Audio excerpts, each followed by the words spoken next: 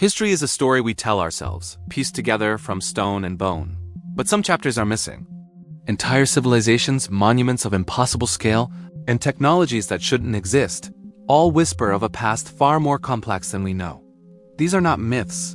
They are gaps in our timeline, and they defy every explanation we have. Plato wrote of an island empire, a marvel of engineering and power called Atlantis. He claimed it vanished into the sea in a single day and night. For centuries, we have dismissed this as a cautionary tale, a philosophical allegory. Yet, the story persists, echoed in flood myths from cultures across the globe. We have mapped the ocean floor and found no definitive proof. But Plato's account is unnervingly specific, describing a concentric city of alternating land and water rings.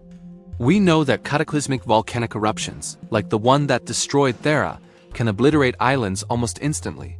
Was Atlantis just a myth? Or was Plato recording a distant, traumatic memory?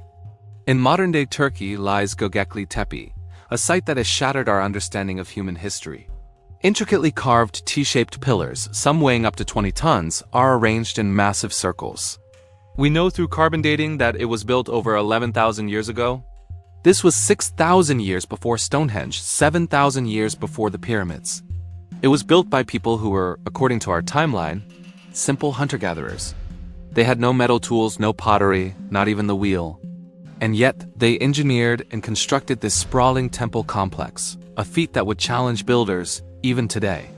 After 1,000 years of use, the site was deliberately and meticulously buried, hidden for millennia. Archaeologists know what was built here.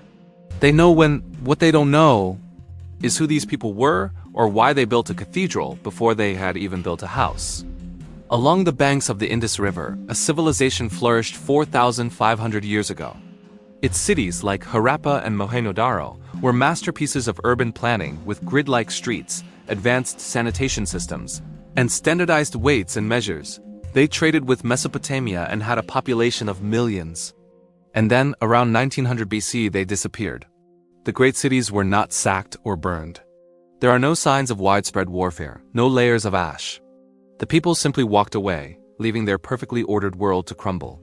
We have found their script, etched onto thousands of stone seals, but we have never been able to decipher it. The Indus Valley civilization left behind cities without a king, a script without a translation, and a collapse without a cause. What could make an entire culture abandon its achievements and vanish from history? Far out in the Pacific, on one of the most isolated islands on Earth, stands a silent army of stone. Easter Island, or Rapa Nui, is home to nearly 1,000 monumental statues called moai. These figures, some towering 33 feet high and weighing over 80 tons, were carved from a single volcanic quarry. They were then transported miles across the island's rugged terrain and erected on stone platforms. We know the Rapa Nui people accomplished this incredible feat with nothing more than rope, logs, and human ingenuity. But the island's population was always small, likely never exceeding a few thousand people. The logistics, the sheer manpower, the social organization required to create and move these giants seemed to defy the scale of the society that built them. How did such a small, isolated community summon the will and the means to rearrange their landscape with gods of stone? Deep in the jungles of Central America, the Maya built a civilization of stunning sophistication. They were brilliant astronomers, mathematicians who conceived of the number zero, and architects of towering pyramids that rose above the canopy. For over 1,000 years, their cities Tikal, Calakmul, Palenque were bustling centers of science, art, and religion. Then, around 900 AD, the system collapsed. The great southern cities were abruptly abandoned. The Maya stopped carving their history into stone monuments, and the jungle began its slow work of reclamation. Theories ranged from drought and endemic warfare to disease or a crisis of faith. But no single theory explains the speed and totality of the abandonment.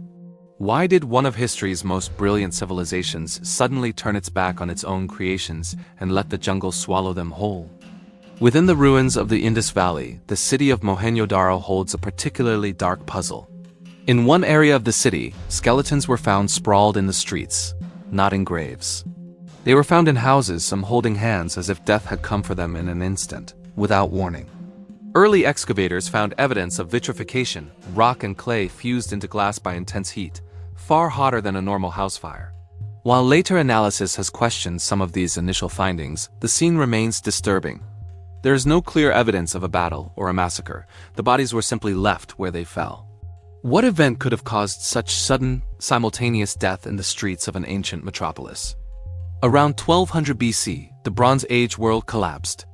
Great empires, the Hittites in Anatolia, the Mycenaeans in Greece, were burned to the ground.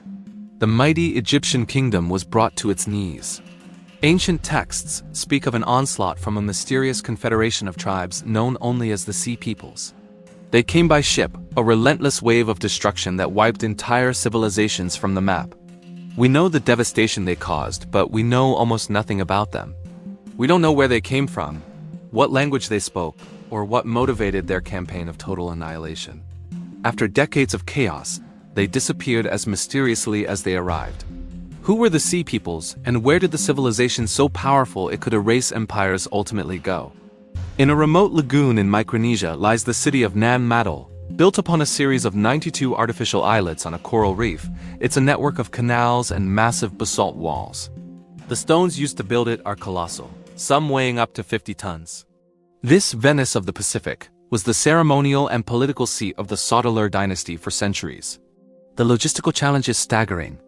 The basalt was quarried from the other side of the island and somehow transported to the reef. The city was constructed without mortar, without the wheel, and without metal tools. Local legends say the stones were flown to the site using black magic. We know it was a center of power. We know how it was built is a mystery. What we don't understand is why anyone would choose to build a monumental city on a coral reef, in one of the most difficult construction environments imaginable. High in the Bolivian Andes, at an altitude of over 12,000 feet, lie the ruins of Tiwanaku. This was the capital of a vast empire that predated the Inca. The site is famous for its monumental architecture, featuring enormous stone blocks fitted together with uncanny precision. The Gateway of the Sun, carved from a single 10-ton block of andesite, is a testament to their skill. But the society that built it left no written language. We don't know what they called themselves. The sheer scale of construction at such a high lung-searing altitude, where trees are scarce and life is hard, is a profound enigma. Who were the people capable of quarrying, transporting, and perfectly assembling these megalithic structures in the thin air of the Altiplano? Long before the Maya and the Aztecs, Mesoamerica's mother culture emerged from the swampy lowlands of Mexico. We call them the Olmecs. They left behind no written history we can read, no grand cities. What they left were heads. Colossal stone heads, carved from volcanic basalt, standing up to 11 feet tall and weighing as much as 50 tons. Each face is unique, individual, and wearing a distinctive helmet. These stones were quarried and transported over 90 miles from their source. The society that created them vanished around 400 BC. We have the portraits, but we don't know the names. Who were these powerful figures, memorialized in stone by a civilization that left almost no other trace of its story? Across the American Southwest, you can find entire cities carved directly into sheer cliff faces. The ancestral Pueblones built these spectacular settlements, like Mesa Verde and Chaco Canyon, with astonishing architectural skill. For centuries, they farmed the mesas and canyon floors, building a complex society. Then, around the year 1300, they left. The abandonment was swift and complete. They walked away from their homes, leaving behind pottery, tools, and granaries still filled with corn. There are no signs of a great war or plague. It seems as though, one day, they simply decided to leave and never return. Why would a people abandon their secure, magnificent cliff cities overnight? Off the coast of Japan lies a submerged structure known as the Yonaguni Monument. It's a massive underwater rock formation with huge tiered platforms, seemingly carved steps, and what appear to be stone pillars. Some geologists argue it's an entirely natural formation, shaped by ocean currents and seismic activity. Yet, the features are uncannily geometric, sharp right angles, flat terraces, and distinct staircases that seem man-made. If it is artificial, it would have been built when the sea level was lower, at least 10,000 years ago, placing it in the same enigmatic era as Göbekli Tepe. Is Yonaguni simply a stunning trick of nature? Or are we looking at the ruins of a city lost beneath the waves? Near modern-day St. Louis once stood Cahokia, the largest and most sophisticated prehistoric city north of Mexico. Around the year 1050 AD, it was bigger than London was at the time, with a population in the tens of thousands.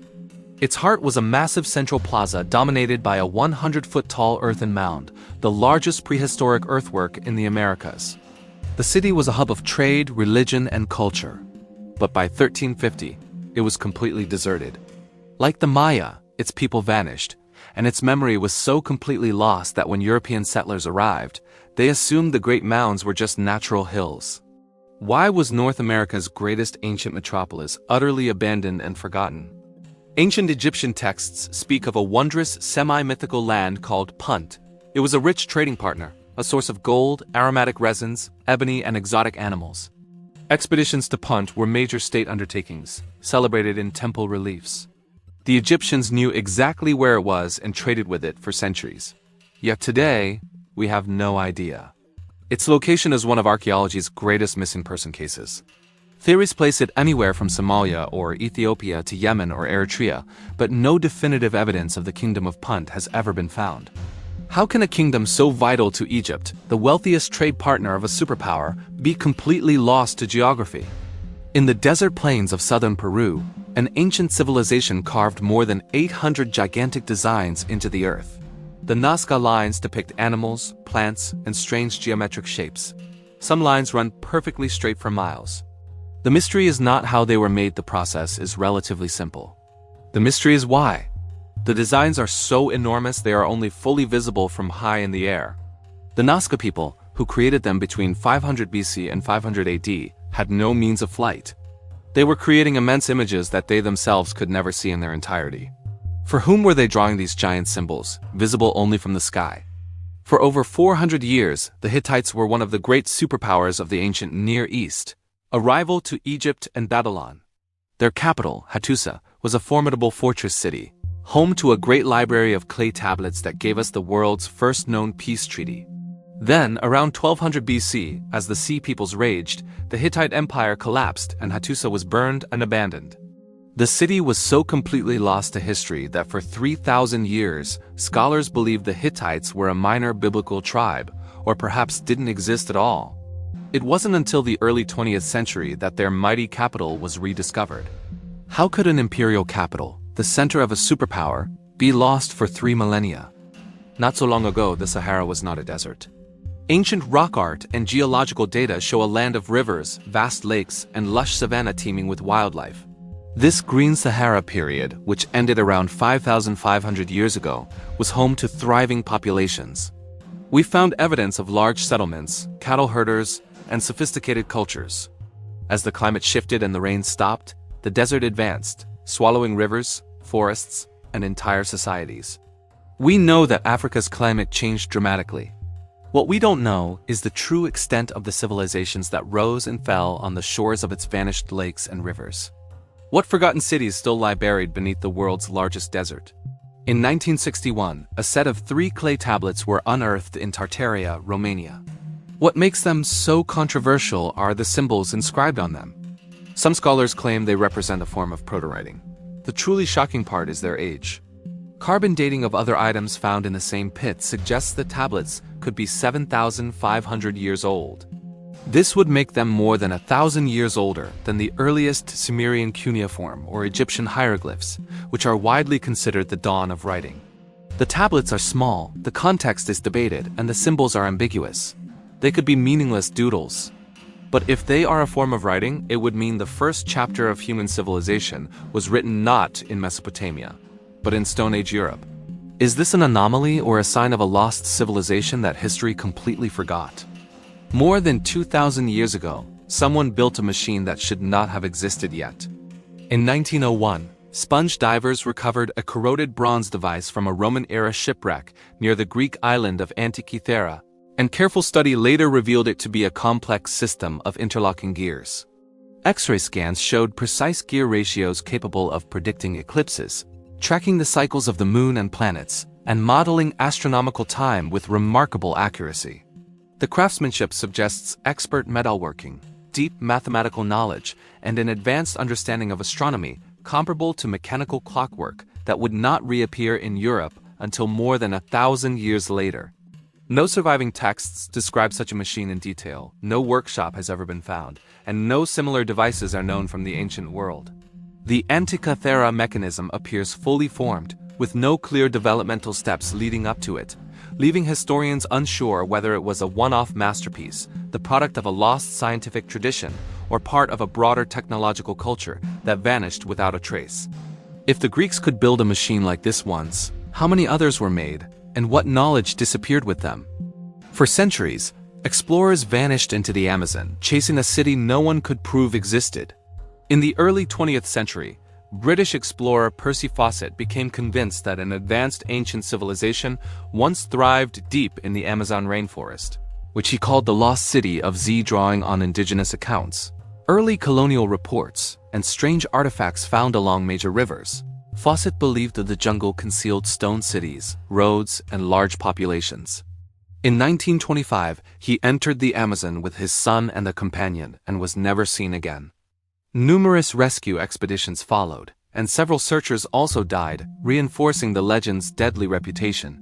For decades, scholars dismissed Z as fantasy, arguing the rainforest could not support large, complex societies. But recent archaeological discoveries, including vast earthworks, plant settlements, and evidence of dense pre-Columbian populations, suggest the Amazon was once far more urbanized than believed. These findings align with parts of Fawcett's claims, yet no single city of Z has ever been identified, and its exact location, if it existed at all, remains unknown. Was Fawcett chasing a myth, or did the jungle erase a civilization before the world was ready to find it? Maybe one day, these mysteries will be solved. Or maybe, they were never meant to be. Which ancient mystery do you think deserves answers? Let me know below, and I'll see you in the next chapter of history. Thank you so much for watching this video. Don't forget to hit the like button, subscribe to our channel, and share this video with fellows. Your support helps us bring you more captivating content like this.